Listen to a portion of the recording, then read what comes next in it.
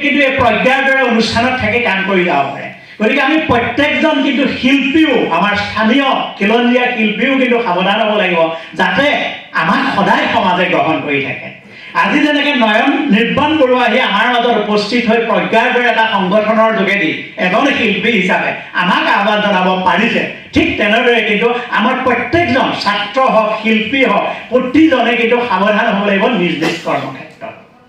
আমাৰ শিক্ষাৰ কি উদ্দেশ্য আজিলে? আমাৰ 4টা স্তম্ভ ঠিক কৰি দিয়া হৈছে। 4টা স্তম্ভ মতে learning to do, learning to know, learning to do, learning to be and learning to live together. আমি সদায় শিক্ষাই ক'ত জোৰ দি আছোঁ? আমি দি আছোঁ learning to no and learning to do. জানিব লাগে আৰু কিবা এটা কৰিব লাগে, জানিব লাগে, কিবা এটা কৰিব লাগে। কিন্তু লাৰ্ণিং টু বি, আচলতে নিজক বুজি পোৱা, সেইটো মই আচলতে কোন, মই নিজক বুজি পোৱা, আৰু লাৰ্ণিং টু লিভ টুগেডাৰ, আমি কেনেকৈ একেলগে থাকিম। আজি এজন শিল্পী যদি এখন সমাজৰ লগত থাকিব পাৰে, তেওঁৰ যদি সামাজিক দায়বদ্ধতাটো তেওঁৰ এটা হয়, আৰু শিল্পীসকলে কিন্তু সমাজলৈ যাবলৈ আটাইতকৈ সুবিধা। কিন্তু সদায় মই আকৌ পুনৰবাৰ কওঁ, শিল্পীৰ চৰিত্ৰটো কিন্তু শিল্পীয়ে বজাই ৰাখিব পাৰিব লাগিব। শিল্পীক আমি যেনেদৰে সন্মান কৰোঁ, সন্মান ল'ব পৰা হয় সেই শিল্পীজন সদায় থাকিব লাগিব। তেতিয়া সেই শিল্পীজনক সমাজে বেছিকৈ আদৰি লয়। এজন শিক্ষা জগতৰ মানুহতকৈও কিন্তু সেইজন শিল্পীজনো শিক্ষা জগতৰে মানুহ, কিন্তু এটা বিশেষ শ্ৰেণীৰ, সেই শিল্পীজনক বেছিকৈ গ্ৰহণ কৰি লয়। গতিকে আমি প্ৰত্যেকজন ব্যক্তি যি যি স্থানত আছোঁ, আজি মই এটা যি ঠাইত আছোঁ, মই এতিয়া আজি ক'ব পাৰোঁ যে আমি কিছুমান বস্তুৰ পৰা আঁতৰি থাকোঁ মানে মই হয়তো অকণমান ডাঙৰকৈ কথা ক'ব পাৰোঁ, কিন্তু কিছুমান মানুহ কিছুমান বস্তুৰ পৰা আঁতৰি নথকাৰ কাৰণে কথাখিনি ক'ব নোৱাৰে। গতিকে আমি সমাজখন গঢ়িবলৈ হ'লে আমি সেই কথাখিনি কিন্তু প্ৰত্যেক মুহূৰ্ততে আমি চাব লাগিব। আজি অলপ আগতে আমাৰ ভূঞা ডাঙৰীয়াই কৈ গ'ল, হয় এতিয়া আপোনালোকে চাওক, সেইটো ওলোটাকৈ চাব লাগিব কথাবিলাক। চাওক, আমি সেই কথাটো আন্দোলন কৰিব লাগিব। এতিয়া সেই আন্দোলনটো আমি কৰিছিলে নাই। আজি এই বিহুৰ আগৰ পৰা, বিহুৰ আগত যিটো এতিয়া আমাৰ ভোটৰ যিটো উৎসৱ, মই উৎসৱ বুলি কৈছোঁ, তাৰ কাৰণে আমাৰ সৰহভাগ কাম বন্ধ হৈ আছে। বিশ্ববিদ্যালয়তে হওক, কনষ্ট্ৰাকশ্যনবোৰ বন্ধ হৈ গৈছে। ভূঞা ডাঙৰীয়াই সেইটোৱে কৈ গৈছে। কিন্তু আপুনি চাওকচোন, কনষ্ট্ৰাকশ্যনত কোনে কাম কৰি আছে? আমি 1250 টকাও লৈছোঁ কোনোবাই, আৰু কেইবাটাও 1250 টকা কৰিবলৈও কষ্ট কৰিছোঁ, আৰু আমি কি কৰিছোঁ 1250 টকা লৈয়ে সন্তুষ্ট হৈ বহি আছোঁ। সেই দুটা শ্ৰেণীৰ মাজত পাৰ্থক্যটো চাওক। গতিকে আমি কৰ্মবিমুখ হ'লে নহ'ব। কৰ্ম আগতকৈ আগবাঢ়িছে সত্য, কিন্তু এতিয়াও আমি কৰ্মবিমুখ হৈ আছোঁ। আমি 1250 টকাৰে আমি সন্তুষ্ট হৈ আছোঁ, আৰু তাৰ লগত আমি ফ্ৰী পাইছোঁ, গতিকে আমি সন্তুষ্ট হৈ আছোঁ। কিন্তু চৰকাৰৰ উদ্দেশ্য সেইটো নাছিল। মই অকণমান সহায় কৰি দিছোঁ, চৰকাৰ বুলি মই বুলি কৈছোঁ, চৰকাৰে অকণমান সহায় কৰি দিছে, তাৰ লগত তোমালোকে আৰু অলপ সাৰ পানী দি, আৰু অলপ দি, যাতে নিজৰ ওপৰত স্বাৱলম্বিতা হোৱা, যাতে এটা সময় আহিব যিদিনা আপুনি সেই 1250 টকাটো ল'বলগীয়া নহ'ব, সেই দিনটোলৈ আহক। কিন্তু আমাৰ এটা শ্ৰেণীয়ে কি কৰি আছে, 1250 টকাও লৈ আছে, কাৰণ সকলোকে দিবই লাগিব। সেই 1250 টকাও লৈ আছে, আৰু কেইবাটাও 1250 টকা ধৰিবলৈ কষ্ট কৰি আছে। গতিকে এইখিনি আমাৰ পৰা এই পানীখিনি যাব লাগিব। আমি আমাৰ যুৱকখিনি, সকলোৱে সকলো কাম কৰিবৰ কাৰণে উপযুক্ত নহয়। কোনোবাই ক'ব পাৰে আপুনি হাজিৰা কৰিবৰ কাৰণে, মই নকৰোঁ, মই নকৰাৰ উপযুক্ততা এটা গঢ়ি থৈ দিছোঁ, মই নকৰোঁ। সঁচা কথা এইটো, মই কোনে কোনে কওঁ, কৰিবলৈ নকৰোঁ মই, হয়। কিন্তু যিজনৰ সেইটো যোগ্যতা নাই, কাম কৰাৰ শক্তি আছে, কিন্তু মোৰো শক্তি আছে, মই হাল বোৱা মানুহ, হাল বোৱা খেতি কৰাৰ শক্তি আছে, কিন্তু সেই শক্তি যাৰ আছে, সেইজনে সেই শক্তিটো প্ৰয়োগ নকৰি যে ঘৰত বহি আছে, আৰু তেতিয়া আমাৰ পৰা আমি কোনোবাই বৌদ্ধিক আন্দোলন কৰিছে, আৰু আমি কি কৰি আছোঁ, আমি মাত্ৰ আমাক আলাসতে। বাকীখিনি কথাৰ লগত মই প্ৰজ্ঞাই যিখিনি আগবঢ়াইছে, গোটেই কথাখিনিৰ লগত আপোনালোকৰ লগত একমত। মই নটাৰ ক্ষেত্ৰত মোৰ এটা অনুভৱ হৈছে যে বিগত বছৰবিলাক নিৰ্বাচনতো দেখিছোঁ, বা আমাৰ দুলীয়াজানতো দেখিছোঁ, আমাৰ নটাৰ সংখ্যাটো বাঢ়িছে। নটাটো কিন্তু মোৰ মনত এটা ভাৱ হয় যে নটাটোত আচলতে আমি কোনখিনি মানুহে নটাটোত ফুট মাৰিবলৈ যাওঁ। নটাটোত মই দেখিছোঁ যে যিসকলে আৰ্থিকভাৱে সবল আৰু যিসকল শিক্ষিত মানুহ, তেওঁলোকেহে আচলতে নটাটোত টিপে বুলি মোৰ এটা মানে ব্যক্তিগত অনুভৱ হৈছে। মই দেখিছোঁ যে নটাটোত এইটো হৈছে। আৰু দুলীয়াজান চহৰখনত আমাৰ বন্ধুবৰ সৈতে আমি গম পাওঁ যে দুলীয়াজানৰ শ্ৰমিকসকলে আমাৰ সেই দিনটোত আমি আচলতে ভোটৰ সংখ্যাটো বঢ়াবৰ চাৰি আমি সেইদিনাখন ভোটৰ সংখ্যাটো আমি ভোট দিবলৈ নাযাওঁ। ইয়াৰ দুটা কাৰণ হয়তো হ'ব পাৰে। আমি হয়তো তাত সকলো তাত শিক্ষিত মানুহ আৰু প্লাছ আমি সকলো হৈছে আৰ্থিকভাৱে অকল সবল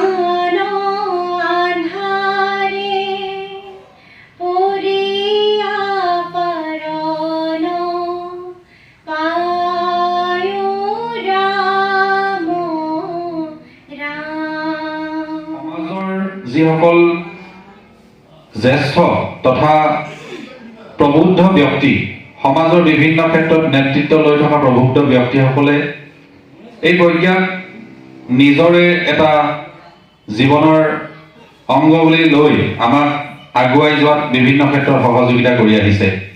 আৰু ডিব্ৰুগড় জিলাতো আমি আপোনালোকক আমন্ত্ৰণ জনাই আনিছিলোঁ, কিছু কথা আমি আলোচনা কৰিম।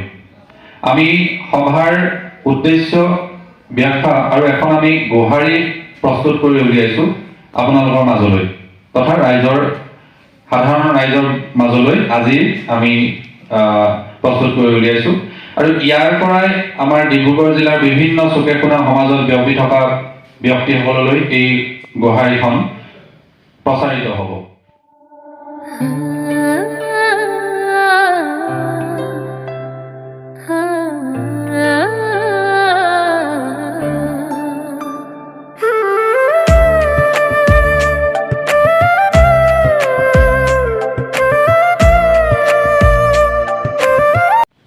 যদি শিশুটোৱে নাকানে তেতিয়াহ'লে মাকে তাক খাদ্য নিদিয়ে, দুগ্ধ নিদিয়ে, গাখীৰ নিদিয়ে, সেই তেতিয়াই ৰাজনীতি শিকে।